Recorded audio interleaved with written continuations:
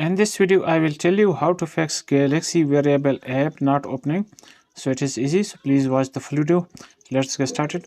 First of all, you should have to long press on this app.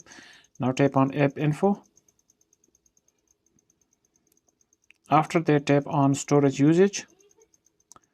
And now clear the cache. And after that, clear data. And OK.